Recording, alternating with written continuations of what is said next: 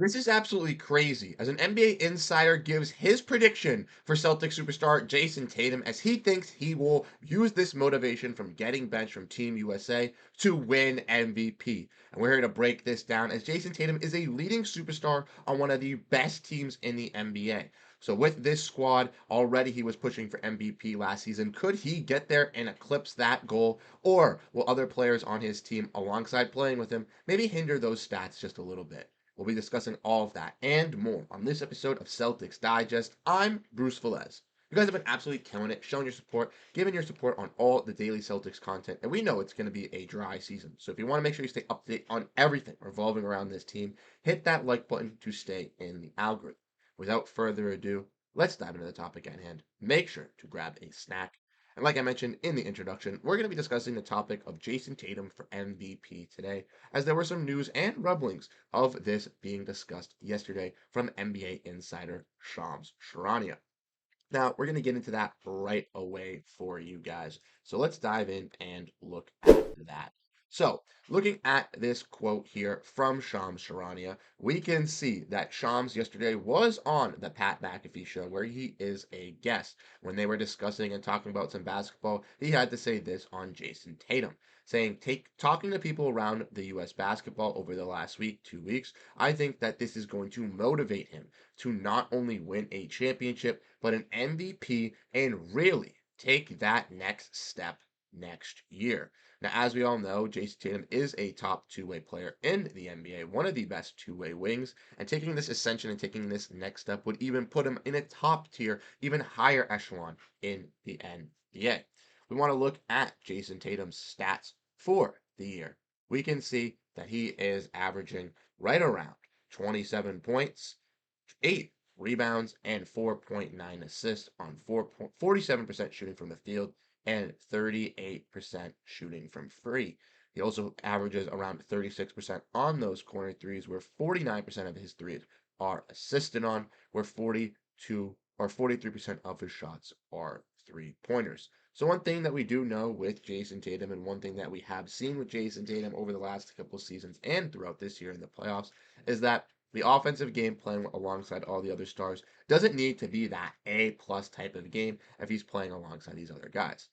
We all know the Celtics have a stacked roster, and they're able to retain most of this roster. The only player who has left this team so far is Svi Mykhailiuk, signing over with Utah, and O'Shea Brissett is still the open question mark, as he has yet to sign anywhere else or return to Boston, even though they do have a remaining roster spot open. This could basically mean the Celtics can run it back at all means and basically have their chance to push for a championship once again with the same engine, the same motor, and the same guys coming all together. Now, Jayson Tatum pushing for this MVP does make sense and will make sense. If we want to look at this, we can obviously see and look at this picture right here. This is the MVP ladder from last season. And then, as you guys can see, posted by NBA.com, Nikola Jokic reigns once again at season's end. Now, this is obviously around May 8th when this was published, so right around the end of the season. But let's look and see if Jayson Tatum pushing for MVP is even possible. Well, ladies and gentlemen, I can tell you that it definitely is. When looking at this, we can see on the last week possible of MVP race, Jayson Tatum was number 5 in that MVP race, basically saying that he has the impact of a player that can be competing for this MVP. And even though he wasn't a top 3 finalist, alongside guys Shai Gilgeous-Alexander and Luka Doncic, he can definitely work his way up into that namesake, into that upper echelon, and become one of those top 3, top 4 players in the NBA, pushing for that MVP race while also doing it on the best team. Now, MVP does go with a lot of individual stats. You do have to lead a lot in points, a lot in rebounds, a lot in steals. You have to be the main focal engine, the main focal point of your squad. And with the Celtics, that's going to be a little tough for Jayson Tatum. Like we mentioned, looking at this roster, most of these guys are coming back, and a lot of these players can make big plays and play impact minutes. Obviously, Jaylen Brown, his co-star alongside Jayson Tatum, is a top-tier player in the NBA, one of those best wings on both sides of the ball, and is just coming off winning both Eastern Conference Finals and NBA Finals MVP. Can't sleep on him. He's only going to get better as well. Jrue Holiday and Derrick White were just with Jayson Tatum on Team USA, playing some bigger roles for the USA squad in winning gold, but also bring some valuable valuable moments for the Celtics team as well on the defensive side, on that playmaking side. And Kristaps Porziņģis, even though he will be out, is that main focal point down low, is that low post scorer, that big that can stretch up to 3-pointers, and also that key rim protector. So it's not like Jayson Tatum necessarily needs to take over and step up in some of these aspects. He has some of those players to kind of help him out and round out some of the stats, which does help. But Jayson Tatum, with playing with these stars, had better stats last season. So it only goes to show you, when you add great players like Jaylen Brown, when you add great players like Kristaps Porziņģis, Derrick White to this roster, to the team with Jayson Tatum, he's only going to get better. And I believe with, him playing with these guys in Team USA, with him already having a full season under his belt, playing with all these guys, and basically, besides Steve Heinrich, all of them coming back, all guys that made key impact minutes or roles on this squad are returning. I have no doubt in my mind that this team cannot compete for a repeat, and Jayson Tatum can just rise and ascend himself with this squad. Let me know what you guys think down below in the comment section. How do you guys feel about Jayson Tatum possibly going for MVP, and what are your likelihoods of him winning it? We're going to get into the next part, kind of discussing how this can happen for Jayson Tatum and how he can kind of get into this MVP race alongside some of these top three guys.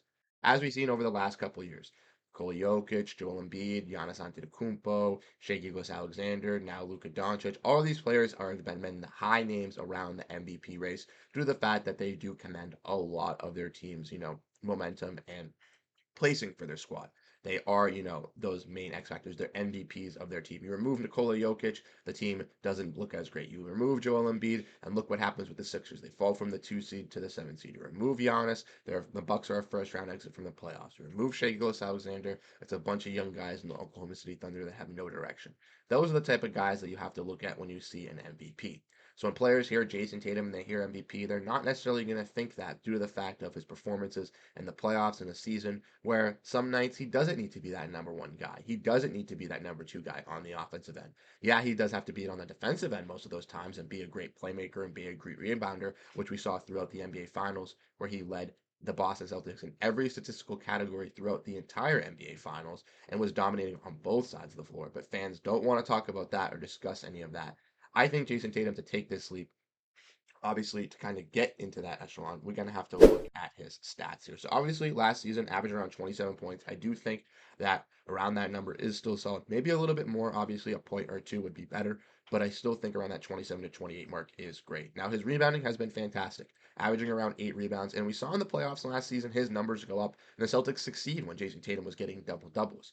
He also got a double double for Team USA, and I definitely will see Jayson Tatum fighting for more rebounds and being that aggressive rebounder for the Celtics squad, especially with Kristaps Porziņģis being out for the first couple months. I definitely think Jayson Tatum will be more of a force down low, will be more of an impact player getting rebounds, and definitely will be going for those boards. His assist numbers as well. He does average 5 assists, which is a solid number. And maybe increasing those assists to 1 or 2 more will be better. Now, obviously, I don't fear Jayson Tatum not passing the ball. I do believe that he is a great playmaker. We saw that with Team USA and saw that within the playoffs. So I do think that he can do that. It's just necessarily going to be, can guys like Jrue Holiday, Derrick White, Kristaps Porziņģis, Jaylen Brown hit those shots that Jayson Tatum is presenting them with. And I do believe that they will be able to do that. Tatum, like I mentioned, is also fantastic on the defensive side, averaging around 0.6 blocks, 1 steal. I think if he averages around those same numbers, those still are great defensive numbers. Maybe getting that block rate up a little bit, maybe like 0.2 to around 0.8 would be nice. But these are just some nitpicky stats to kind of get it. So basically, overall, if Jayson Tatum can average around 28, 10 with 6, averaging a steal and 0.8 blocks, shooting around the same shooting percentages as well, around 47%, maybe 38 to 39% from 3. I think that Jayson Tatum easily puts himself in that case for being an MVP type player, and that in that case one of the league's best players that season.